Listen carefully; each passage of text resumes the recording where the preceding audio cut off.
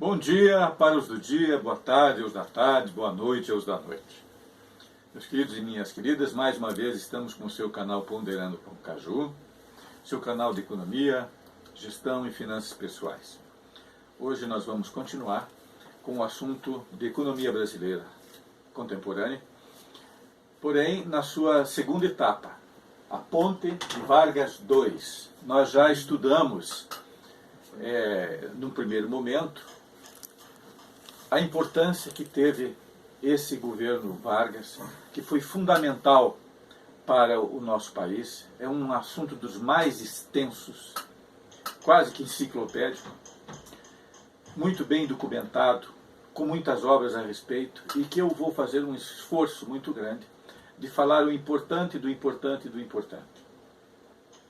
Muito bem, apenas reprisando o que nós vimos na Ponte de Vargas I, foi que a sua tônica foi a seguinte, que o Brasil, a economia brasileira, ela crescia, sem dúvida alguma. Porém, a demanda dos seus produtos não estava aqui dentro, ela estava lá fora, era uma demanda externa. O Brasil era um grande produtor de mercadorias agrícolas que eram vendidas pelo mundo afora.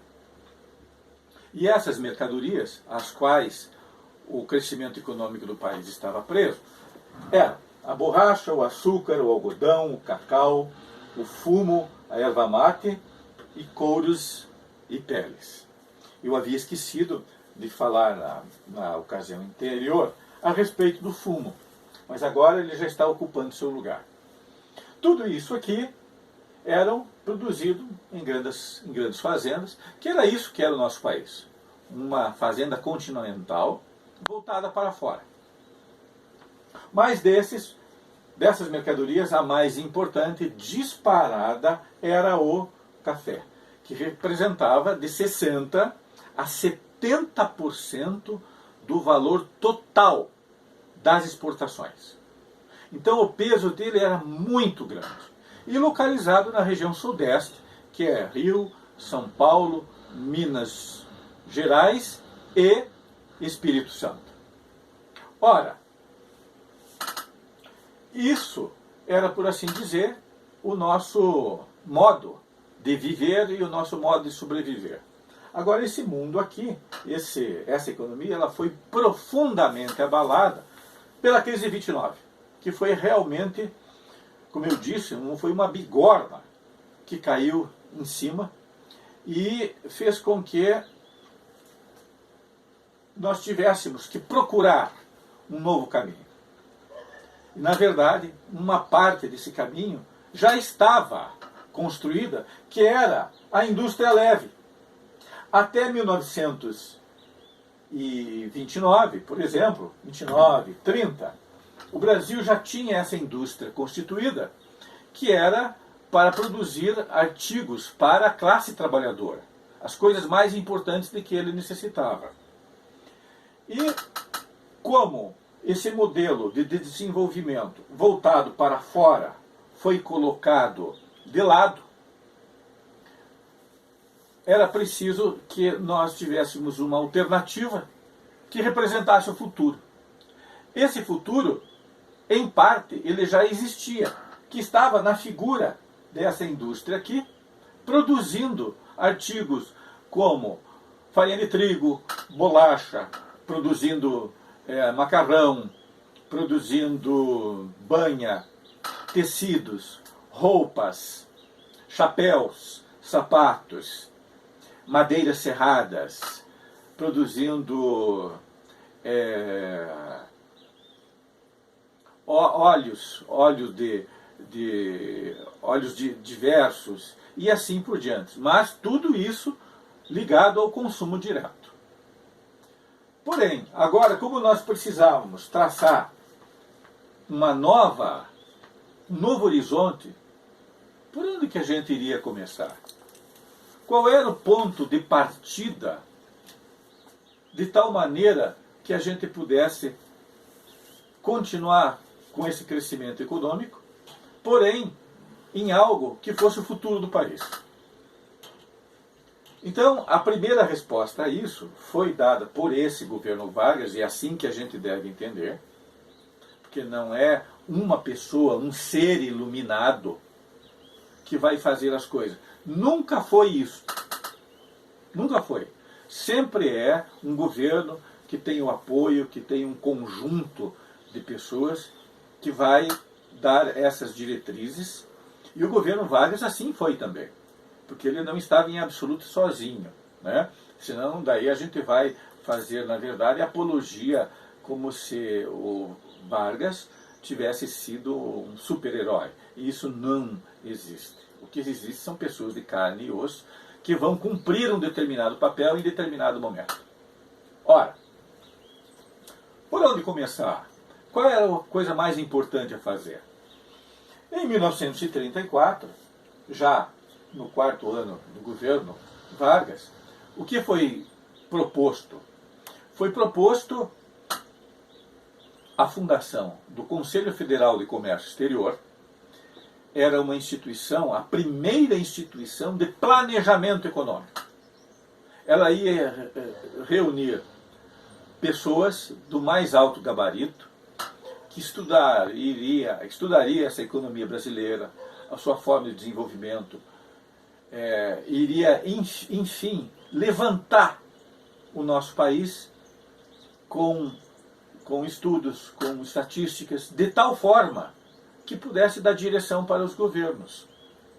E a outra instituição importantíssima até hoje é o IBGE, Instituto Brasileiro de Geografia e Estatística, que ia se compor de técnicos, de profissionais gabaritados e competentes para mapear o país com estatísticas.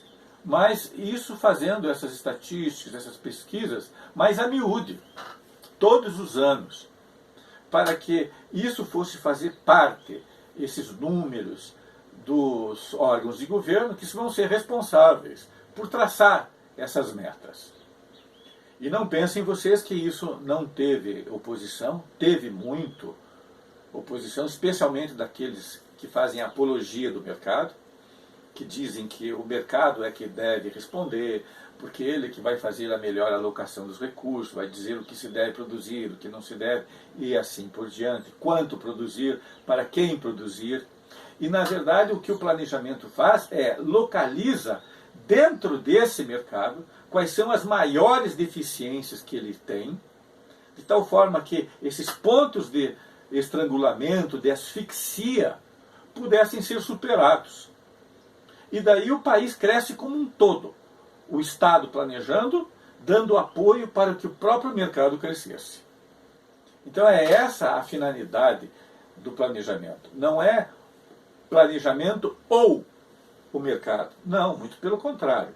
É o planejamento econômico junto com as forças de mercado e esse consórcio de forças juntas, eles vão fazer com que o país se desenvolva, se projete, supere obstáculos que eram muito difíceis ou quase impossíveis, e nós temos assim uma nova possibilidade para o país voltar a crescer e encontrar um outro rumo que não fosse apenas o mundo agrário das grandes fazendas, que era esse que tinha entrado em decadência e não tinha mais condições de dar uma resposta.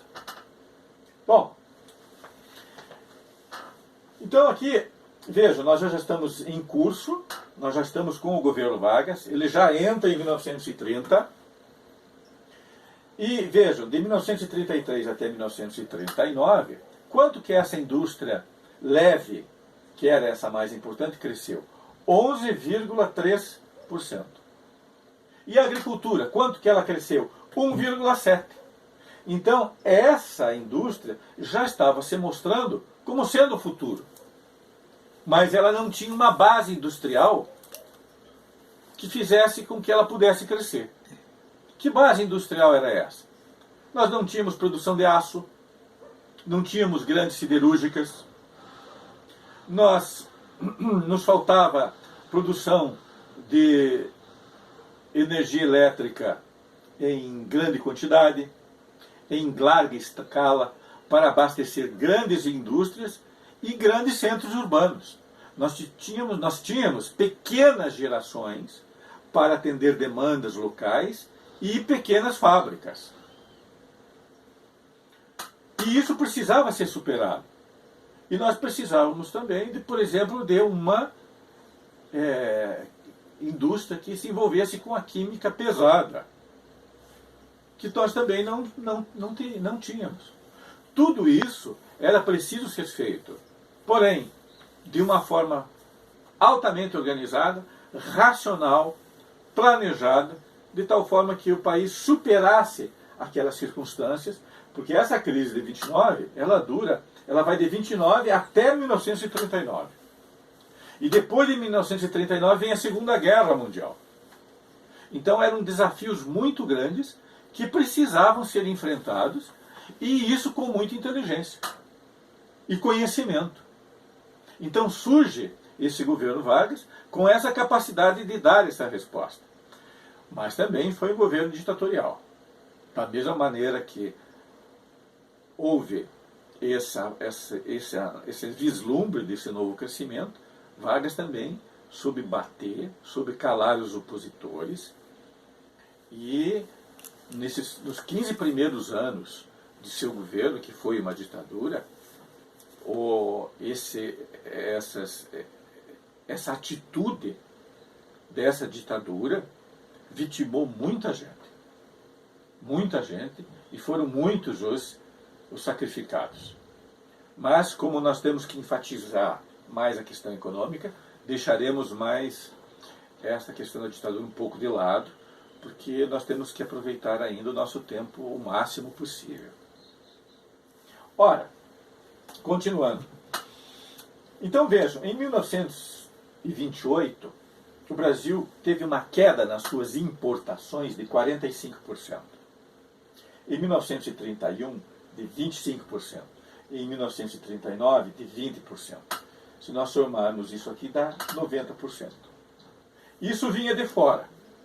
Mas se isso não estava chegando mais, porque as importações ficaram muitíssimo caras, inclusive de produtos agrícolas que o Brasil precisava importar e não tinha o suficiente.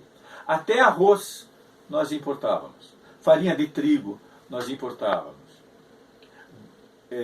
e outros gêneros alimentícios, porque nós éramos, na verdade, uma grande fazenda voltada para fora. Então nós tínhamos grandes deficiências. Então, a primeira característica desse governo Vargas é voltar-se para dentro do país, para as nossas necessidades internas, procurando dar uma resposta com o que nós tínhamos de melhor. E o melhor era essa indústria leve aqui, que ia conseguir ser o novo caminho. Mas, como que essa indústria leve iria se desenvolver se ela não tinha uma base industrial que lhe desse apoio? Que eu já tinha falado. Nem aço, nem petróleo e nem química pesada. Ora, se essa infraestrutura não pudesse ser feita, essa indústria leve também não poderia continuar. E essa infraestrutura, por exemplo, construir uma refinaria de petróleo de grande porte, não é o mesmo que fazer uma fábrica de bolacha. Não é o mesmo que fazer uma fábrica de macarrão. Não é a mesma coisa que fazer uma tecelagem, ou uma confecção, ou uma serraria, ou uma olaria, para produzir materiais mais imediatos, que você vai recuperar aquele investimento num tempo muito rápido. Não. Era uma infraestrutura caríssima e que estava fora do alcance dos capitais privados, que eles eram muito pequenos e não poderiam assumir o gigantismo dessa tarefa, na dimensão que o país necessitava. Por isso que o Estado intervém. E, na verdade, quando ele faz isso, ele ajuda e auxilia o desenvolvimento desse mercado como um todo. Porque, e essa infraestrutura, por ser cara, demorada, exigir grandes capitais, um risco altíssimo, e inclusive ela é uma indústria que não somente precisa de ter garantias para poder se desenvolver, como também essa indústria ela se recupera o seu investimento por meio de lucros muito pequenos e num prazo de 10, 15 anos. Isso não estava dentro, não somente dos objetivos, mas dentro dessa capacidade financeira dessa indústria leve. Então é por isso que esse Estado brasileiro tem esse papel tão importante e que foi visto por esse governo Vargas. E é bom que nós também nós temos que dar ênfase também que essa construção ela vai ser também uma construção demorada e com muitos inimigos, porque eles achavam que ou era mercado ou era Estado.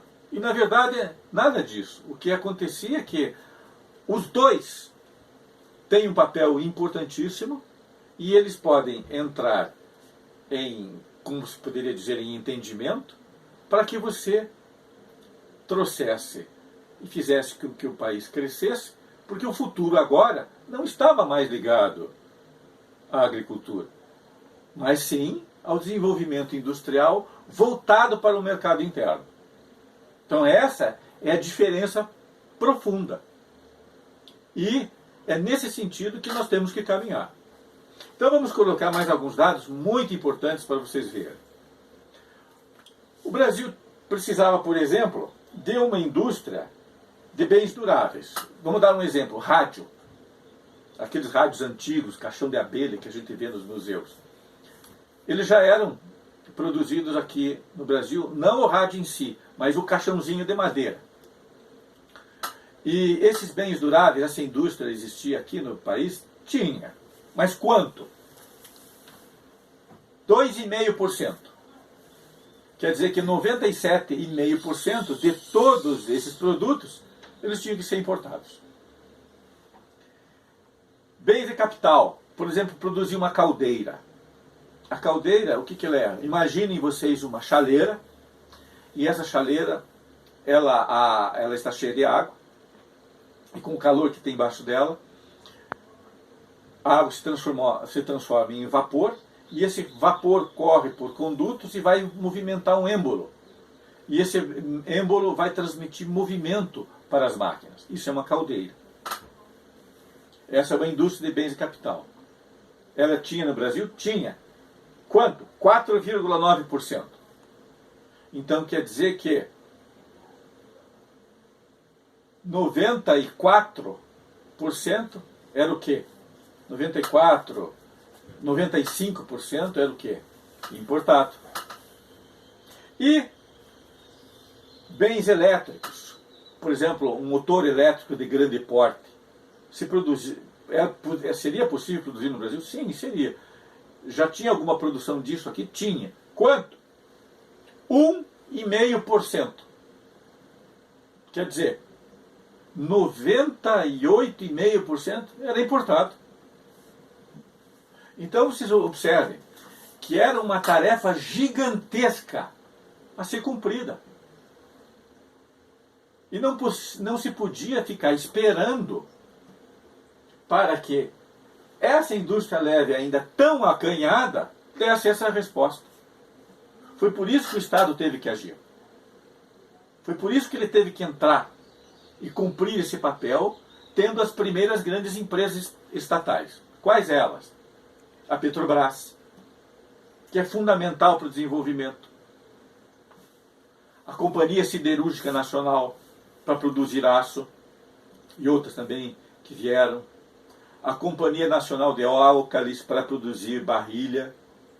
Tudo isso, por exemplo, foram empresas estatais que deram suporte para esse crescimento, para que esse mercado pudesse se desenvolver. Então vejam vocês, meus queridos e minhas queridas, que esse é um momento muitíssimo importante das transformações econômicas do nosso país, porque ele vai projetar o nosso futuro. E esse governo Vargas e a figura do próprio Vargas estava consciente disso. Ele foi um político muitíssimo habilidoso, altamente inteligente e um homem muito culto. Não obstante ter sido também um ditador dos mais ferozes. Por isso a gente tem que parar de endeusar figuras que são humanas. E alguém tinha que assumir esse papel. É aí, portanto, que na construção desse futuro nós vamos ter aí a presença dessas grandes indústrias que são levadas e são de responsabilidade do governo federal. Eu gostaria também de finalizar a nossa exposição com uma música que diz muito a respeito do que aconteceu em 29, que eu queria mostrar para vocês. Essa música se chama Laranja Madura, né? E ela é mais ou menos assim. Laranja madura, na beira da estrada, tá bichada, Zé, ou tem marimbondo no pé. Vocês podem escutar no YouTube. E ela vai dizer, e vai mais ou menos sintetizar o que ocorre quando houve essa quebra dessa bolsa, porque quando todos querem vender a mesma coisa ao mesmo tempo, querendo se livrar de algo, é porque aquilo não presta. E a gente fica desconfiado quando o santo dá muita esmola. Então, essa composição, que feita por Ataúfo Alves, né, que sem querer